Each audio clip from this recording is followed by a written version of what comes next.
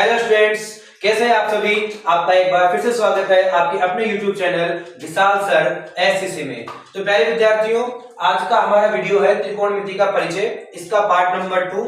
अगर आपने part number 1 नहीं देखा है तो पहले पार्ट नंबर 1 देख के आइए और उसके बाद पार्ट नंबर 2 देखिए। यहाँ हमने कुछ प्रश्न लिए हैं, इन प्रश्नों को हल करते हैं। और अगर आपको कोई भी सवाल समझने में अगर आपको दिक्कत होती है या आपका कोई भी डाउट है तो आप कमेंट करके हमें भेज सकते हैं। हम जितना जल्दी हो सकेगा आपका जो भी सवाल होगा उसका आंसर अगले वीडियो में देंगे। ठीक है, तो फटाफट से शुरू करते हैं। पहला प्रश्न है, एक समकोण त्रिभुज में यदि tan a बराबर 1 है तो सिद्ध कीजिए 2 sin a into cos a बराबर 1। ये पिछली बोर्ड कक्षाओं में भी आया हुआ है। चलो देखते हैं एक बार फटाफट से। आपको दिया गया है एक समकोण त्रिभुज है, तो हम फटाफट से एक समकोण त्रिभुज बना देते हैं। समकोण त्रिभुज, इसका एक और 90 डिग्री का है, इसको नाम दे देते हैं। इसे मैंने नाम दे दिया यहाँ पर A, B और C।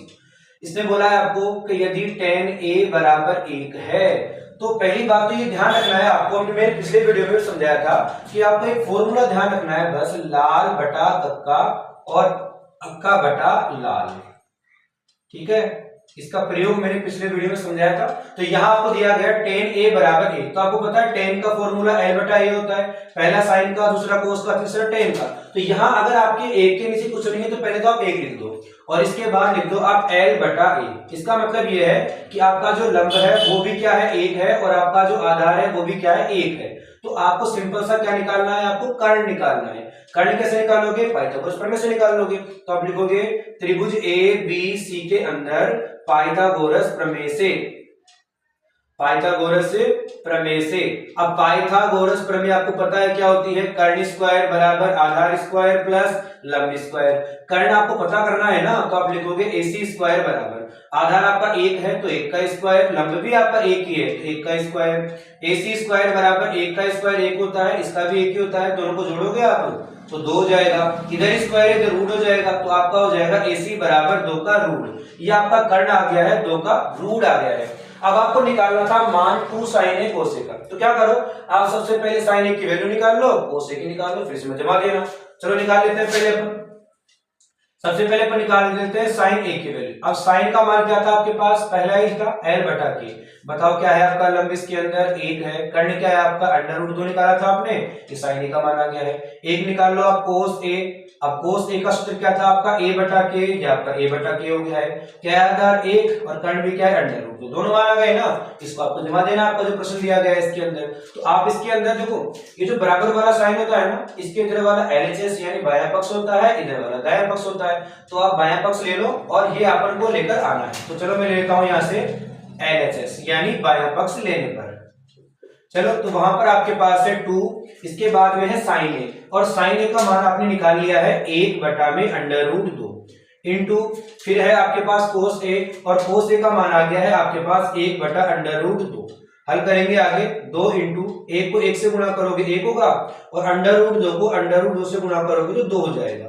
2 से 2 आपका कट जाएगा तो आपके पास बचेगा 1। और आपका जो दायां पक्ष था ना, RHS था, उसमें भी 1 ही लाना था आपको, तो आपका RHS के बराबर आ गया है। तो लिख दोगे आप बराबर में RHS, ये आपको सिद्ध करना है। लिख दोगे आप इति सिद्धम, या आप लिख दोगे इसमें हेंस प्रूव, ये आप लिख सकते हो। ठीक है, इस तरीके से आप बिल्कुल सिंपल तरीके से कर सकते हैं। ठीक है, देखते हैं अपन इसका नेक्स्ट सवाल, सवाल नंबर 2। बहुत इंपॉर्टेंट सवाल है और परीक्षा की दृष्टि से भी इंपॉर्टेंट है, आपके जरूर प्रश्न पूछा जा सकता है। तो फटाफट से देखिए, ध्यान से देखिए, बिना स्किप किए। आपको दिया गया है कोण A और कोण B क्या है, न्यून कोण है। न्यून कोण क्या होता है, जो 90 डिग्री से कम हो। जहां sin A बराबर sin B है तो सिद्ध कीजिए कोण A बराबर B है क्या। तो चलिए सिद्ध करते हैं। सबसे पहली बात, अपन एक ट्रायंगल बनाते हैं, त्रिभुज बनाते हैं, और इसने बोला है आपको कि A भी न्यून कोण है और B भी न्यून कोण है। तो अपन ये मान लेते हैं कि यहाँ A मान लेते हैं या B मान लेते हैं, और यहाँ मान लेता हूँ C तो आपका समकोण हो गया है, 90 डिग्री का है, ये दोनों न्यून कोण हो गए हैं। अच्छा, इसके बाद आपको दिया गया है कि जहां sin A बराबर दिया गया है आपको sin B, तो इसी जानकारी के आधार पर अपन ही सिद्ध कर सकते हैं। देखिए बिल्कुल कैसे करते हैं। सबसे पहले आप क्या करो, अलग से आप पहले sin A निकाल लो। अब sin जब आप निकालोगे तो लाल बटा कक्का के हिसाब से, पहला सूत्र आपका sin का था ना, तो आप सूत्र लगाओगे L बटा K। क्या है आपका लंब इसके अंदर, तो आपका लंब इसके अंदर है BC, तो आप BC लिख दोगे। कर्ण क्या है इसका, कर्ण आपका AB है, तो कर्ण लिख दोगे आप AB। ठीक है, इसको बोल दो आप समीकरण नंबर 1। इसके बाद में आपको बराबर में साइन बी दिया गया था, तो आप निकालो अलग से साइन बी।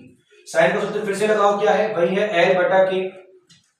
अब यहां से मैंने थोड़ी देर पिछले वीडियो में समझाया था कि यहां आपको साइन के बाद जो कोण दिया गया है बी, वो आपको लंब के साथ दिया गया है, ऊपर दिया गया है। और जब भी लंब के साथ आपको कोण दे तो आपको क्या करना है, लंब को बनाना है आधार और आधार को बनाना है लंब। तो यहां पर जो लंब है वैसे तो बीसी है, लेकिन कोण ऊपर होने की वजह से आपको क्या मानना पड़ेगा, ये मानना पड़ेगा।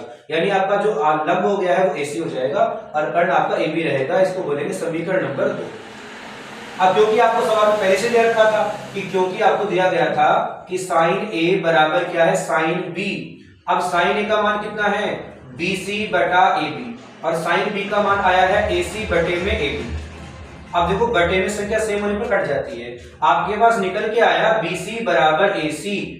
बीसी क्या है आपका, ये है, और एसी आपका ये है। अब ध्यान से समझो बात को कि बीसी और एसी बराबर है ना, तो ये ट्राइंगल है, त्रिभुज है, और कोई त्रिभुज ऐसा है जिसकी दो भुजाएं अगर बराबर है तो अपन उसको क्या बोलते हैं, समद्विबाहु त्रिभुज। क्या बोलते हैं, समद्विबाहु त्रिभुज को बोलते हैं। और ये ध्यान रखना है कि समद्विबाहु त्रिभुज में जो भुजाएं बराबर होती है, जैसे ये भुजा और ये भुजा बराबर है ना, तो इनके द्वारा, इसके द्वारा और इसके द्वारा जो कोण बनते हैं ये बराबर होते हैं।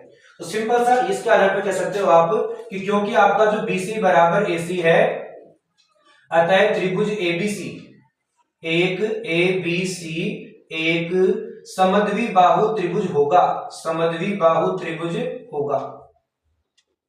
और हम जानते हैं कि समद्विबाहु त्रिभुज की समान भुजाओं द्वारा बनाए गए कोण बराबर होते हैं। तो सिंपल से लिख सकते हो आप कि अतः कोण ए बराबर क्या होगा, कोण बी। आप लिख देना कैसे, तो आप लिख सकते हो यहां पर समद्विबाहु त्रिभुज प्रमेय से, या आप लिख दोगे, आपका आंसर हो गया है। बिल्कुल सिंपल सा, इस तरीके से आप निकाल सकते हो।